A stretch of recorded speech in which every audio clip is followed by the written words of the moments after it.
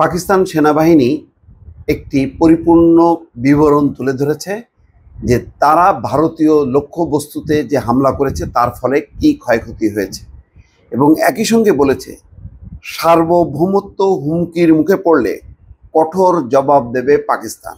পাকিস্তানের আইএসপিআর আনুষ্ঠানিকভাবে বিস্তারিত বিবরণ দিয়েছে, তাতেই ফুটে উঠেছে যে হামলার ভয়াবহতা, যে পাল্টা হামলায় ভারত কি পরিমাণ ক্ষতিগ্রস্ত হয়েছে তার বিস্তারিত একটি বিবরণ তারা তুলে ধরেছে।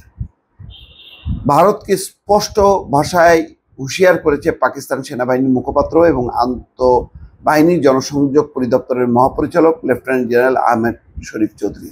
রোববার তিনি বলেছেন, যদি কখনো পাকিস্তানের সার্বভৌমত্ব এবং ভৌগোলিক অখণ্ডতা হুমকির সম্মুখীন হয় তবে পাকিস্তান একটি সুসমন্বিত, প্রতিশোধমূলক এবং কঠোর জবাব দেবে। এক যৌথ সংবাদ সম্মেলনে পাকিস্তান বিমান বাহিনীর air vice marshal Aurangzeb Ahmed, নৌবাহিনীর ভাইস অ্যাডমিরাল রাজা রব নেওয়াজের সঙ্গে বক্তব্য রাখেন তিনি। এ সময় বলেন, কেউ যেন কোনো ভ্রান্ত ধারণা না পোষণ করে যে আমাদের সার্বভৌমত্বে আঘাত এলে আমরা চুপ থাকব। আমাদের জবাব হবে সুপরিকল্পিত, সমন্বিত এবং সিদ্ধান্তমূলক। তিনি জানান, বুনায়ান উন মারসুস নামে পরিচালিত প্রতিরক্ষামূলক অভিযানে পাকিস্তানি নাগরিকদের টার্গেট করার কারণে ব্যবহৃত ভারতের ২৬টি সামরিক ঘাঁটি এবং অবকাঠামোতে আঘাত হানা হয়। এই খবর দিয়েছে অনলাইন নিউজ জিও। জম্মু এবং কাশ্মীরের ভারত শাসিত অঞ্চল এবং ভারতের মূল ভূখণ্ডের সুরাতগড়, সিরসা, আদমপুর, ভুজ, নালিয়া, বাথিন্ডা, বারনালা, হারওয়ারা, আওয়ান্তিপুরা, শ্রীনগর, জম্মু, মামুন, আম্বালা, উধমপুর এবং পাঠানকোট বিমান ঘাঁটি এই হামলার লক্ষ্যবস্তু ছিল। তিনি বলেন, এসব ঘাঁটি উল্লেখযোগ্য ক্ষতির সম্মুখীন হয়েছে। তিনি বলেন, আদমপুর এবং ভুজে ভারতের অত্যাধুনিক S-400 ব্যাটারি ব্যবস্থা ধ্বংস করা হয়েছে, অর্থাৎ আকাশ প্রতিরক্ষা ব্যবস্থা ধ্বংস করা হয়েছে। এছাড়া ব্রহ্ম ক্ষেপণাস্ত্র কেন্দ্র, যেখান থেকে পাকিস্তানে ক্ষেপণাস্ত্র নিক্ষেপ করে নিরীহ নাগরিকদের হত্যা করা হয়েছে, তাও ধ্বংস করা হয়েছে।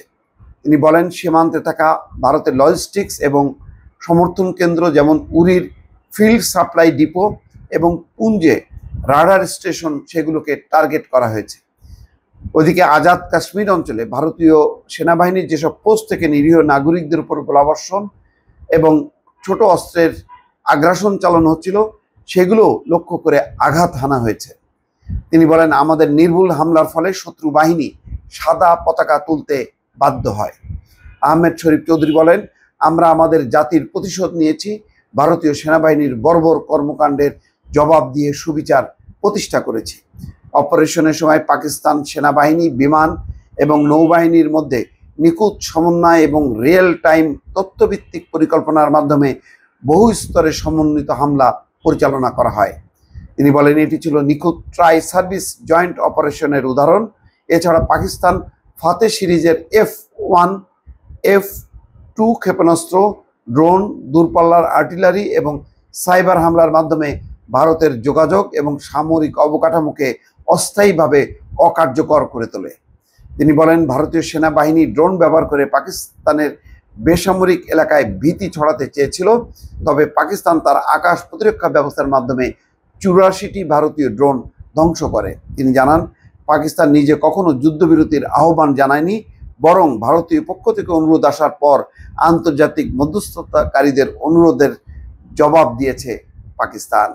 তার মানে এখানে পরিষ্কার যে হামলার ভয়াবহতা টের পেয়ে ভারত দ্রুত গতিতে মার্কিন যুক্তরাষ্ট্র সহ শক্তিধর দেশগুলোকে অনুরোধ করেছে যে পাকিস্তানকে থামাও, এবং তারা যখন পাকিস্তানকে অনুরোধ করে তখন পাকিস্তান ইতিমধ্যে তার যেহেতু পাল্টা জবাব দিয়েছে, সুতরাং পাকিস্তানও রাজি হয়েছে।